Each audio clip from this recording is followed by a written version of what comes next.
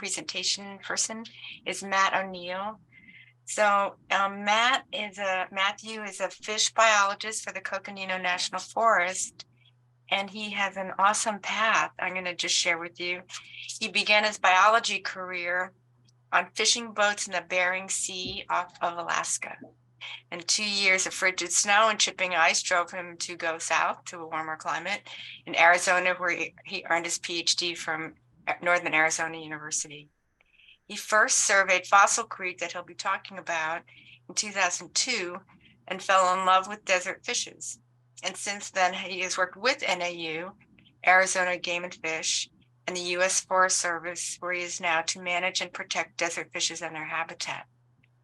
He was part of Fossil Creek's journey from hydroelectric stream to recreational mecca to native fish refugia, and now is studying how the stream responds to a wildfire. And I know that you're going to find this really, really interesting. So take it away, Matt. Cool, thank you. So yeah, this talk is meant to be about Fossil Creek, and we'll certainly get there. But as I put the slide deck together, I realized that there's a lot of really important information that we all need to be really clear on before we can even think about understanding fossil story and why fossil memory.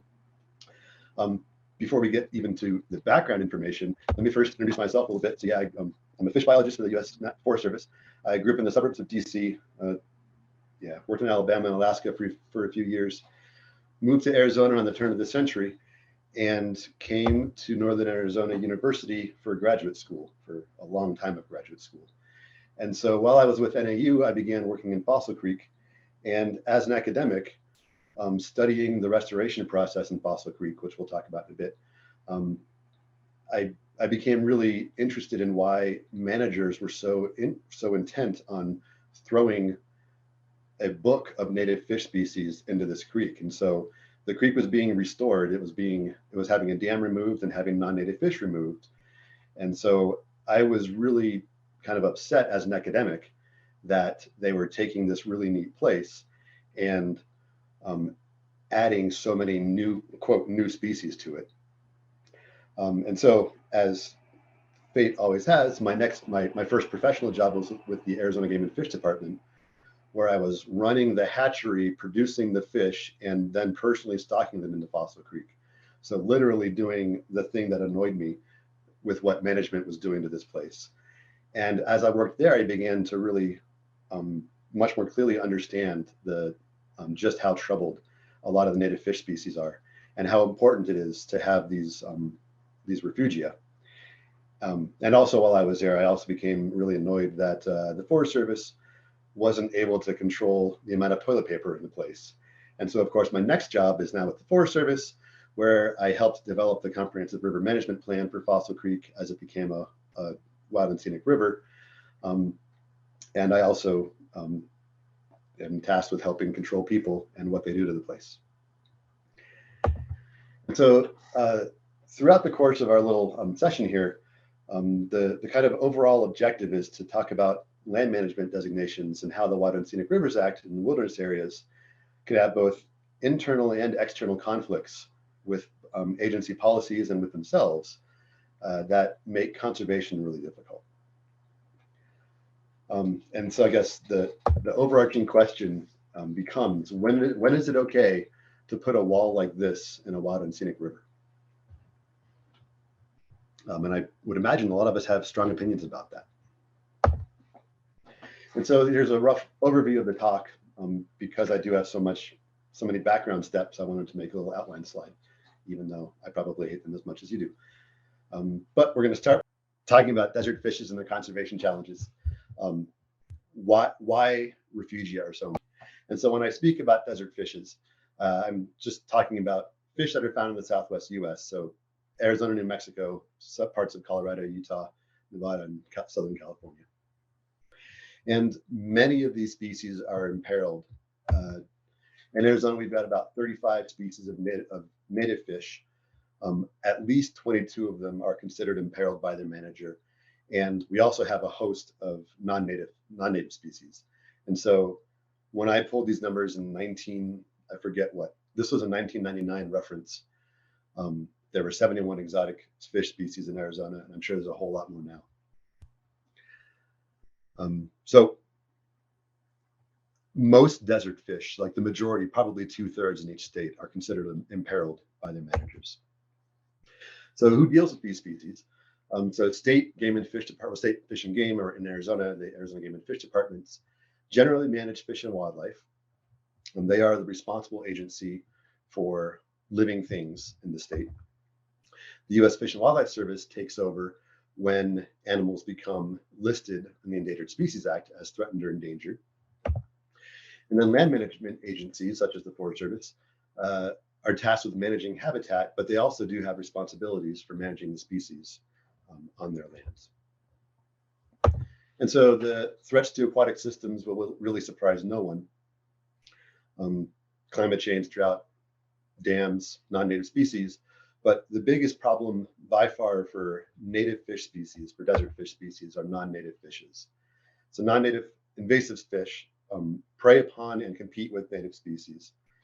And there are very well documented declines in native fish populations when non-natives are introduced.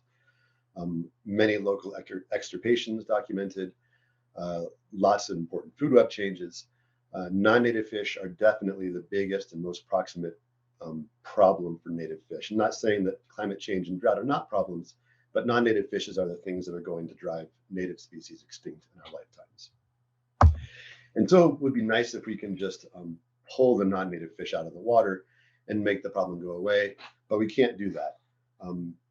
There are no effective fishing techniques. There's no effective genetic control methods right now that will allow us to remove non-native species from a population of native species without affecting the natives.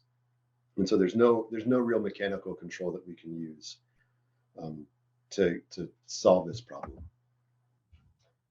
So no, we can't. And so the way that management agencies have found to keep these species extant is to create refugia. And so we create aquatic habitat that is protected from these non-native fishes.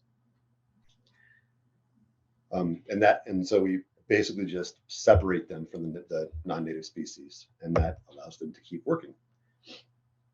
And so that brings us to why fish barriers, what a fish barrier is and why they're important. And so the Bureau of Reclamation has been the primary agency for creating fish refugia in warm water streams in the Southwest. And so each point here is one of the 8 fish barriers that Reclamation has created in the Gila River Basin. And there are also a number of fish barriers in other parts of the Southwest as well that are keeping areas free of non-native fish species. And the way that this works is with fish barriers. And so fish barriers are just simply structures that are meant to prevent upstream movement of aquatic organisms. Their height and shape and essentially their function is determined by the stream flow and the biological needs of what they're trying to do. And so in cold water streams, some trout species can jump 6 or 8 or even 10 feet. And so fish barriers have to be really, really high. In warm water streams, fish are a little bit less able to jump that high. And so fish barriers in the Gila River Basin tend to be closer to 4 to 5 feet tall. Fish barriers typically have really stringent location requirements. And so they've got to be placed in bedrock. So you've got to be able to anchor these structures into something that's really solid so that they won't wash away. And they also need to be typically need to be in a place where the stream channel is preferably narrowed a little bit so that you're trying not to build multi-100-foot wide fish barriers. And so fish barriers aren't really dams, but they do share some similar traits. So they typically impound water. In the Southwest, I think all of our fish barriers do impound water. And at the same time, they're altering other natural processes such as sediment movement, bank erosion, and other processes like that. So they certainly do seem to have, they do have an effect on the environment. So here's an example of a typical barrier in the Southwest. So this is a barrier on Spring Creek in the Coconino National Forest. And so it's got a concrete wall that creates a 4-foot drop. And you can see that it's anchored into bedrock here, and then you can't quite see it, but under the sediment here is more bedrock. And so this whole thing is anchored into and laid upon bedrock. This 4-foot drop, and there's also this concrete apron that prevents any kind of pool formation. And so there are two main features that stop fish from getting upstream here. One is that 4-foot jump, so bass are not supposed to be able to jump higher than 4 feet, and the other is not letting them get a pool, so the bass cannot get a running start to make that jump. And so there are other potential designs of fish barriers that might allow more sediment passage, that don't necessarily impound as much water, and designs that might look more natural. But reclamation has done a lot of homework and determined that because these fish barriers are often in remote locations, because the process of removing non-native fish if a fish barrier fails is at a minimum very, very expensive and difficult and potentially impossible. They really need these barriers to function 100% all the time with a minimum amount of human input. And so certainly barriers require monitoring, and barriers will eventually require repair.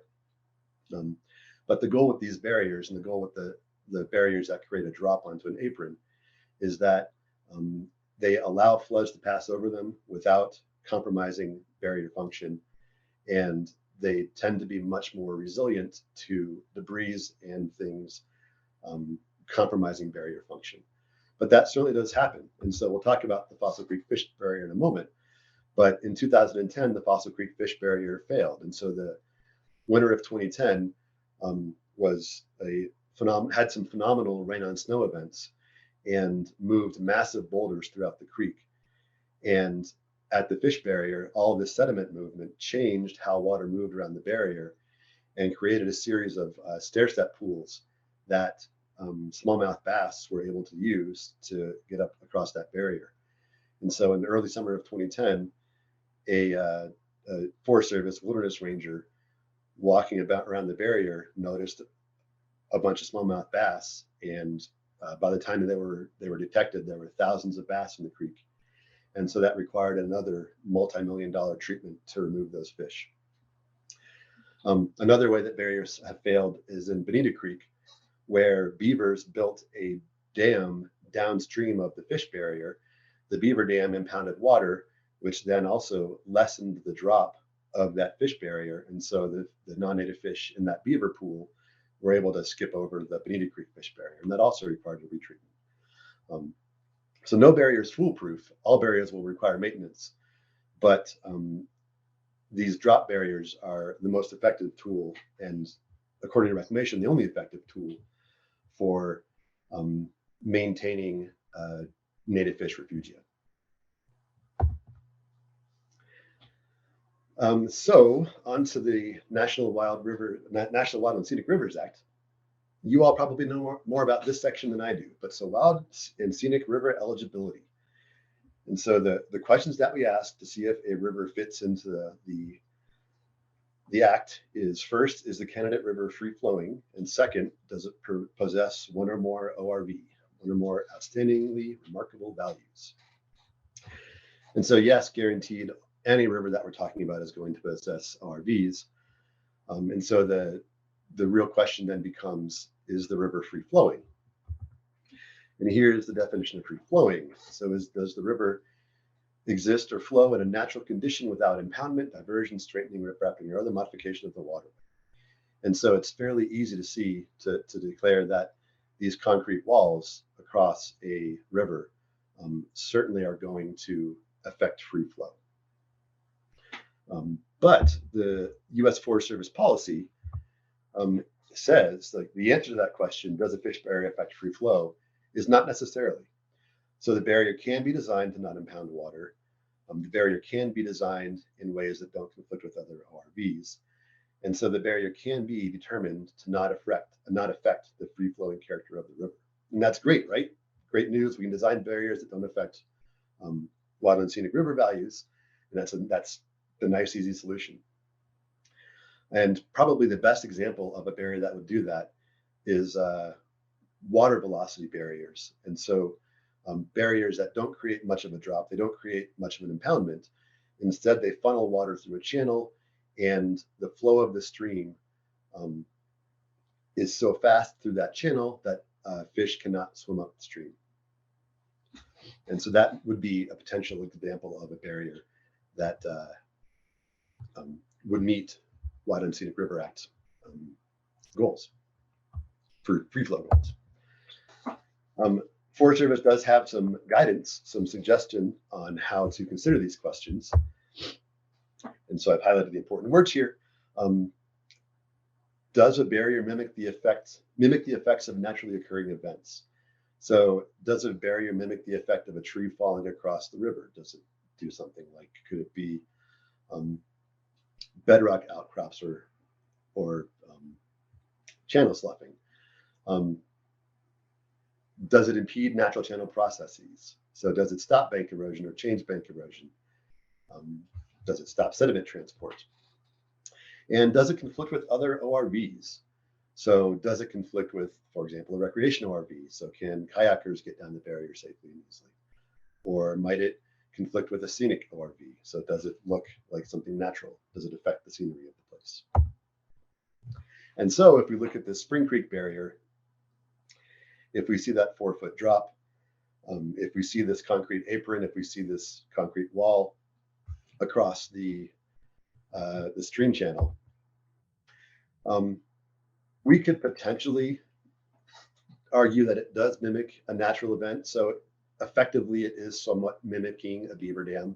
It is somewhat mimicking a tree falling and then collecting debris and actually stopping water flow and creating an impoundment, backing up water. But really, that barrier is going to impede natural channel processes.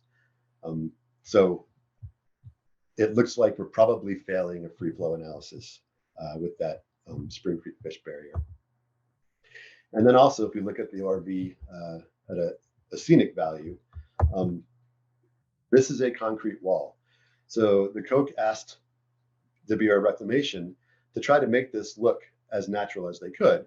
And so the favors that they did us to try to make this barrier look natural was to put this texturing on the outside of the barrier, on the downstream end of the barrier. So I trust that we all agree that that looks somewhat like natural rock. And then because you don't really find many straight lines in nature, they shaped the upper surface of the concrete wall. And so, yeah, it kind of looks like this is just really shoddy handiwork, but no, in fact, the texture, the shape of the top surface of that barrier was done intentionally to break up that straight line and make it look like a more natural barrier. But I think that the real answer there is that it still looks like a concrete wall. And so concrete walls probably do conflict with scenic value ORVs. There's a reasonable potential of it conflicting with a recreational ORV, although certainly boaters will be portaging over many objects in a river. And so I don't see a problem with portaging over a fish barrier. But very likely the bottom line when we're talking about the barriers that actually function in the Southwest is that no, we aren't going to really easily meet Forest Service guidance on how to analyze free flow.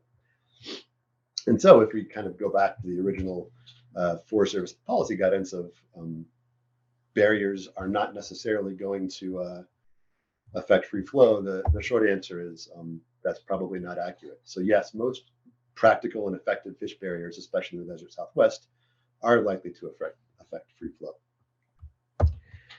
And that brings us to Fossil Creek. And so Fossil Creek is a stream in the heart of central Arizona. And I'll just show off some gratuitous pictures of the pretty place that I get to work. So here, that's a very heavily recreated stream. It's about 2 hours from Phoenix and 2 hours from Flagstaff, and about 45 minutes of that drive is on some really rough, really washboardy road. But despite that, Fossil Creek sees thousands and thousands of people on a weekend, and even throughout the week.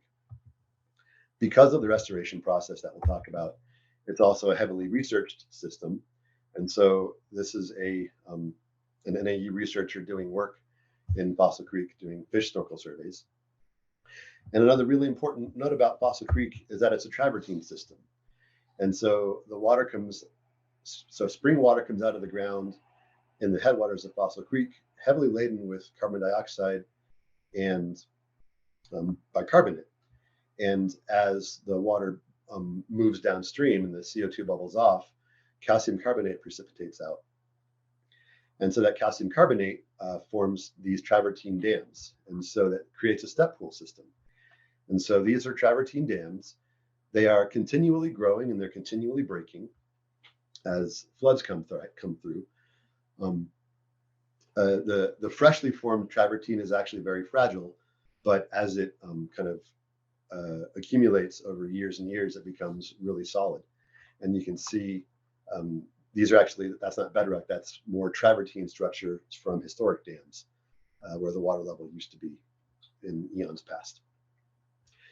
And so the travertine pool system will come back into play because Fossil Creek naturally has step pools. Fossil was dammed in 1909 to funnel water to 2 hydroelectric plants. And so it was dammed about 3/4 of a mile downstream from the main springs that feed the creek. All the water was diverted from the dam into a flume, and the flume transported the water ultimately to the Verde River. Along its way, about 3 CFS of water, 3 cubic feet of water per second, were removed from the flume and added to the Irving power plant, which was on Fossil Creek. And so several miles of Fossil was almost completely dewatered. And then the remaining 11 or so miles of Fossil Creek had about 3 CFS that was put back into the stream from that flume. And the remaining 40-ish CFS of water went down to the Childs power plant on the Verde River and was put back into the Verde about 4 miles upstream from the confluence of Fossil and the Verde. So for almost a century, Fossil Creek had almost no water or very, very little water for its natural stream course. Fossil is also invaded by non-native fish, and so the 2 most troublesome species were smallmouth bass and green sunfish. And so those species were introduced into Arizona as sport fish sometime between the 19-teens and primarily up through the 1930s, and then introductions continued through the 50s and 60s.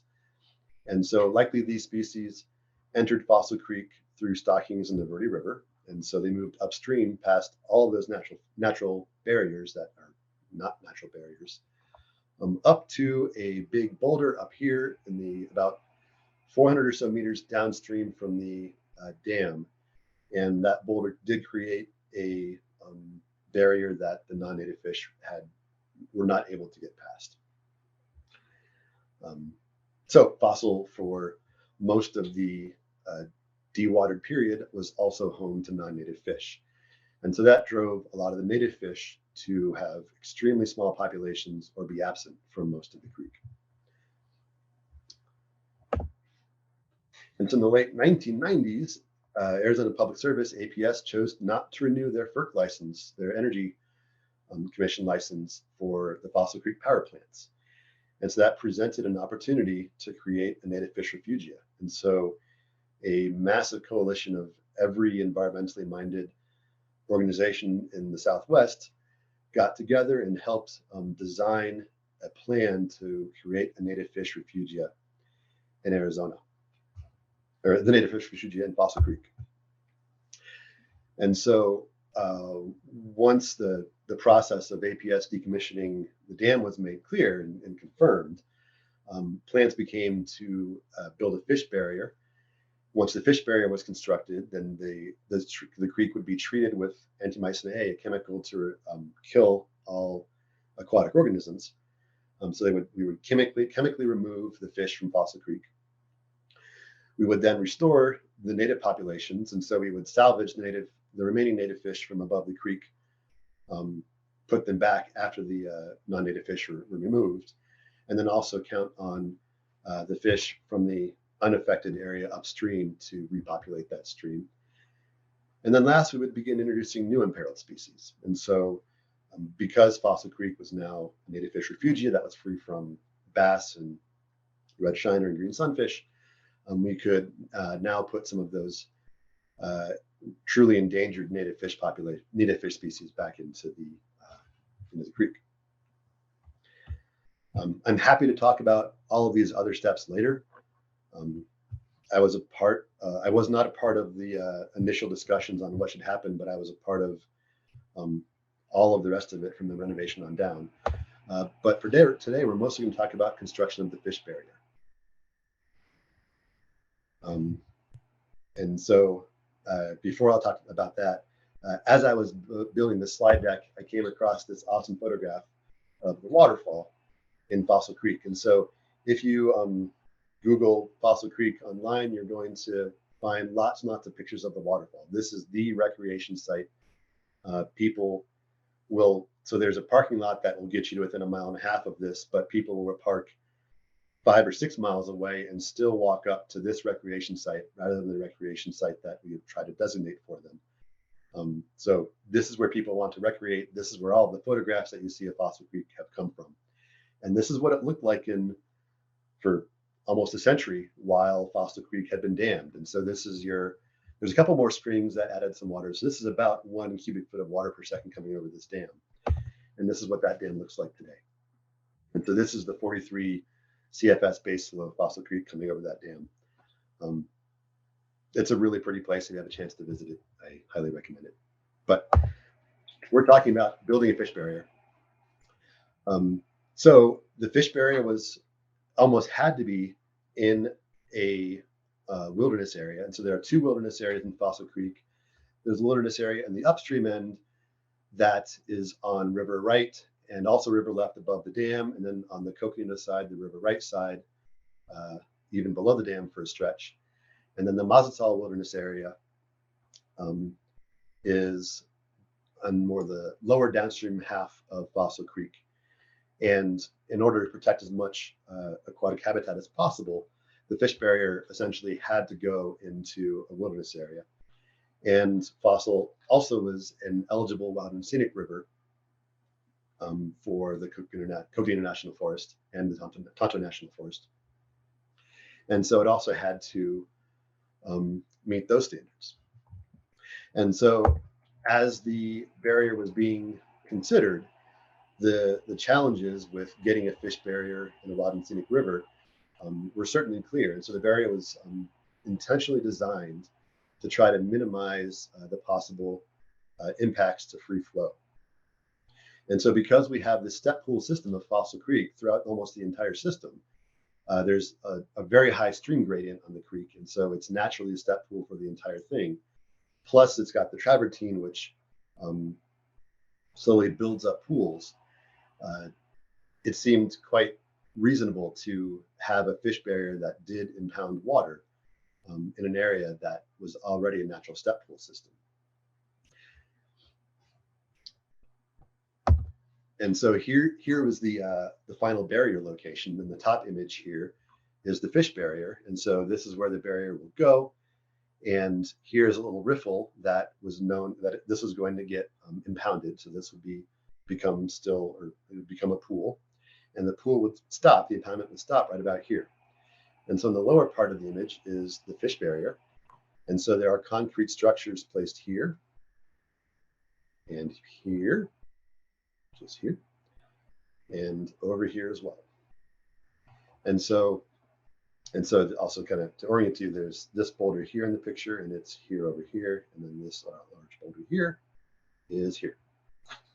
And so this was the fish barrier in Fossil Creek. And so this was determined in the free flow analysis to not affect the natural free flow of Fossil Creek. And so this did not affect Fossil Creek's Wild and Scenic River eligibility status.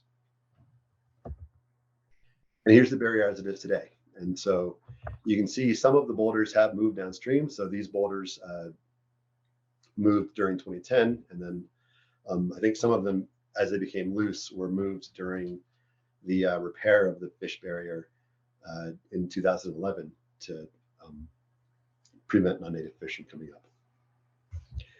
And so that's the kind of the short story of the fish barrier in Fossil Creek and how it did not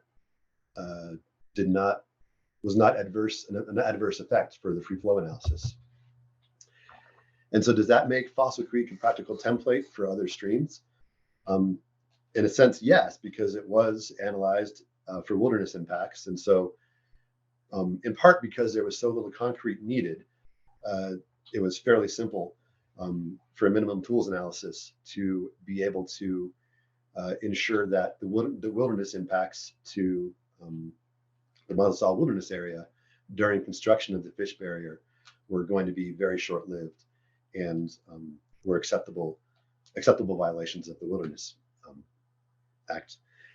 And then the free flow analysis, again, because of that step pool system in Fossil Creek, that fish barrier was able to not violate the free flow analysis.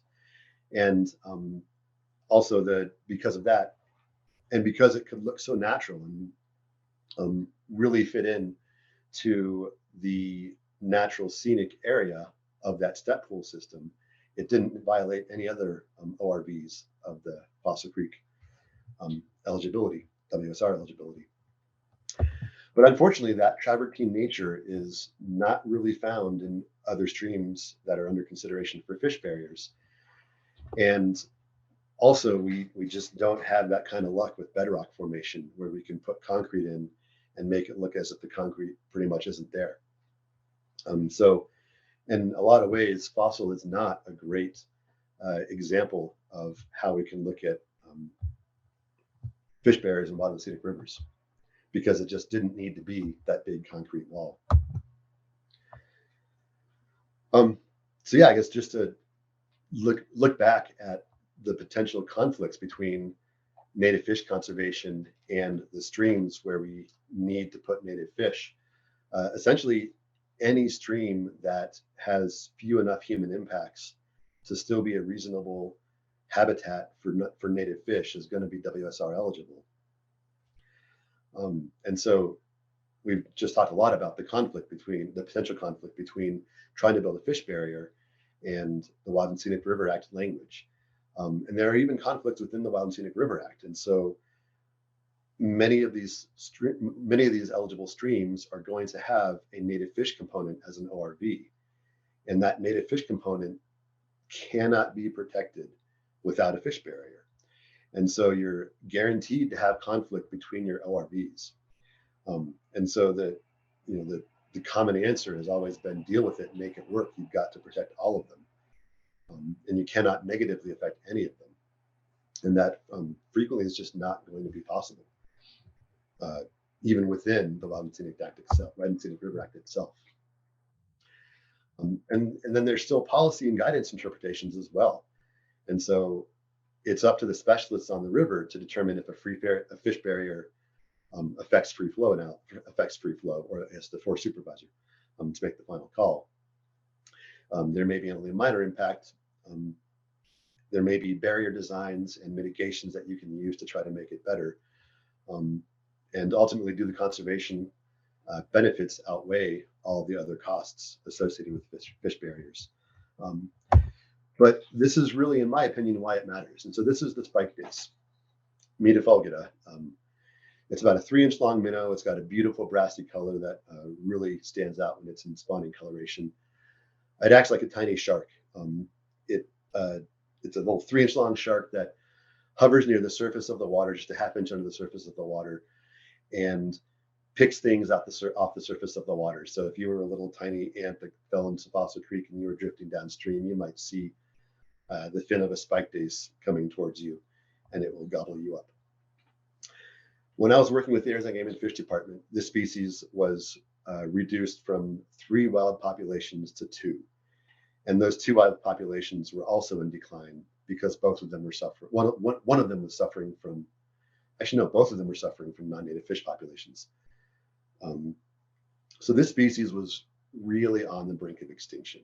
And this was the species that Game and Fish was most interested in getting into Fossil Creek, because by creating a replicate population in Fossil, they were increasing the number of populations in the wild by a third.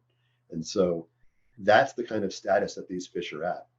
And so on the Prescott National Forest right now, they're writing a decision that has the potential to eliminate 2 fish barriers on the Verde River, essentially make them impossible for the Bureau of Reclamation to build. And if that happens, that decision will very likely prevent this species from ever being removed from the endangered species list. The Verde is a huge water body, and it is the only good chance that we have of getting spike dace into a place that's more than a few miles long, where there's suitable habitat for them. And so if those Verde barriers aren't allowed to proceed because of the Wild and Scenic Rivers Act, that will really be a hindrance for this species conserving the species. And obviously I can't tell the future. Lots of other things can happen that could improve the species outlook. But at the moment, the Verde is a real key feature of the conservation plans for the species. And without those fish barriers, this species is going to be in trouble. So there are real world impacts that these conversations these problems and conflicts have that I hope that we can solve. And I've only left us about 12 minutes for discussion, but that is where I will stop for discussions. And be happy to answer questions as well.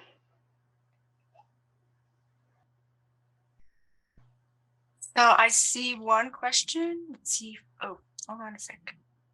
June, are there any other native animals that can assist in containing invasive species? I believe if I heard correctly, you mentioned beaver dams were helping native fish. Oh, bummer. If I said that, I very poorly misspoke. So no, I think the beaver dam mention was in reference to allowing non-native fish jump over the Bonita Creek fish barrier. There are also studies that document beaver dams and beaver pools as being death traps for native fish. And so in drought, the beaver dams do preserve pools. And so they will become kind of the last pools and the last water available for all the fish. And in most of the streams that have non-native fish, now everybody gets condensed into that stream. And where you may have had desert suckers, for example, that can persist when non-native fish are present, because desert suckers live in riffles and most non-natives don't. Now everybody has to live in that beaver dam pool, and now all of the bass can eat all of the native fish. And so beavers in particular are not particularly helpful for native fish. We don't know of any species that can really help this problem. And so there are some diseases that have been being worked on. And so there were a couple of universities in Australia that were trying to modify the koi herpes virus, which is very specific to koi, trying to modify that virus to target other species. But there might be some problems where if they were able to develop a virus that kills all the bass, and we put that into Fossil Creek, it's not going to take long for that to get to Texas and then east and kill all of the bass in the country. So biocontrol is obviously a really sketchy concept. Yeah, so no, unfortunately, there aren't real predators. And in fact, that's a problem for other native animals in the area. So blackhawks, for example, and aquatic garter snakes pretty much don't eat non-native species, because most of our native fish are in the Cyprinidae or Catastomidae families, and they don't have spiny fins. The non-native fish have spiny fins, and so they are effectively much wider, much harder for an animal to eat. And those spiny fins that will actually poke through the gut cavity of a garter snake that's able to swallow it. And so the native terrestrial fauna very much prefer to prey on native fish species. They have a harder time eating non-native fish species. That was a long answer. Meet some non-native predators I to go after them. mean, yeah. So there is discussion about introducing Oh, white striped bass hybrids oh, into some of the big waters to eat some of the big oh. predators. Okay, here's something, a couple more questions. Okay. Brian says, is recreation a tentative ORV for this creek? Or could the intensity of recreational visitation impact these aquatic species? And how does protection of ORVs interact with endangered species protections? So first of all, the CRMP is done. So fossil is not eligible anymore. It is a wild and scenic river. And yes, recreation is an ORV for the location. And that was really, really difficult to sort through during the process of developing the comprehensive river management plan, because we did have a member of the Region 3 regional office, the recreational planner there, saying you need to seriously consider allowing everyone who wants to go to Fossil Creek to go there. And so I didn't get to mention this, but after Fossil Creek Flow was restored, the place absolutely exploded. And so it literally did go to thousands and thousands of people per day at that place. And people would park on both sides of a road so that for a mile of road, you could not get a vehicle through the middle. It was just absolutely nuts. Um, and so recreation exploded. The Forest Service responded by instituting a permit system. And so that's how recreation has been. The recreation ORV kind of co-occurs without affecting other ORVs. And also, like, we don't want all the other ORVs to affect recreation because it is an ORV. It goes both ways. And so the way that we have made it work in the Fossil Creek management plan is by making sure that we have kind of refugia areas that have minimal recreation uh, for the rest of the ORVs. And then we never use the word sacrificial area in the public, but we also have kind of sacrificial areas where we have designated recreation, where we know that recreation will have negative effects on water quality and aquatic organisms and terrestrial organisms and social recreation and stream bank stability, all those things. But we have places where we know those things will happen and we accept that they will happen there. And that's how recreation is an ORV that coexists with all of the other ones. And if I didn't answer that question, please ask that again. Okay, and one question from Brett. Sure. The chemicals that eradicate all aquatic species before reintroducing the native species. How do you remove the chemicals before reintroducing? And will the chemicals move downstream and affect river/stream segments that aren't necessarily desired to be affected? Yes. So rotenone is the more common pesticide that's used right now. It's synthetically created, but it's a derivative of a root that Native Americans also used to stun fish to capture them more easily. And yes, it does persist in the water. It is broken down with UV light, and it does move downstream, and that's part of the point. And so during your renovation, you'll treat the upstream section of your stream, and in order to keep concentrations high, you'll have drip stations and other application stations throughout your entire treatment stretch. And so that allows you to treat just 100 meters of stream at a high enough intensity to kill all the fish that you need to kill. And then at the very bottom of your downstream reach, you are adding a chemical, potassium permanganate, that completely detoxifies the rotenone. And so downstream of your treatment area, you're actually not killing anything. So the rotenone is, it's all very carefully calculated to completely detoxify the rotenone. And in fact, that potassium permanganate is used in many countries as a water purifier. And so that's safe enough for humans that people intentionally add it to water to kill bacteria so that water is safe to drink. And I don't want to minimize that. There is certainly a lot of public controversy around using rotenone to kill fish. So there's a study from mid 2000s or maybe the 2010s that documented Parkinson's disease in farmers that applied rotenone to crops. And these farmers were applying rotenone powder by hand without any PPE, I think like a minimum of 3 times a year. And 2 of the 25 people got Parkinson's, which, yes, is a wildly higher rate than ambient. And Parkinson's is certainly a terrifying disease that no one will want to suffer through. But the amount of rotenone that you might be exposed to by drinking untreated rotenone pesticide water is completely negligible compared to what that study used. But despite that, there was certainly public controversy, and rotenone use was stopped by the Arizona Game and Fish Department for 2 years while they stepped back and considered the safety ramifications and looked at their policies and procedures to make sure that they were keeping the public safe during rotenone treatments. Hey, Matt, how long was the reach in which the treatment was affected? I think it was done in 2 segments of about 3 miles each. Maybe it was a little bit more than that. Maybe it was 4 miles each. And I think that each segment was treated twice. Over the period of how long? Of, I think, was it 2 weeks or a month? It may have been 2-week treatments. The rotenone is only in the water for, oh gosh, I shouldn't say that. I don't remember how long the rotenone's in the water for. It's a number of hours, but not days.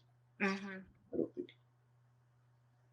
Well, I think we don't have other questions. And oh, hold on. One more question. Quick question before we finish. Our question for RMS staff or others. Do you know other agencies have similar flow-free guidance as Forest Service has interpreted? This project was done really well, but I'm curious if it would pass our BLM free flow standard.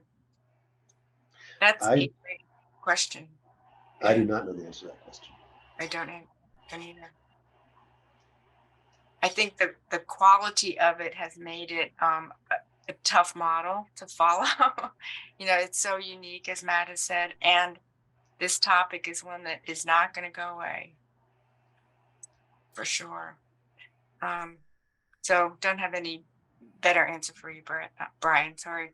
And we thank Matt a ton for joining us and providing the background and the story and the introduction to this controversy that will be around for a while. But thanks so much for joining us today, this afternoon.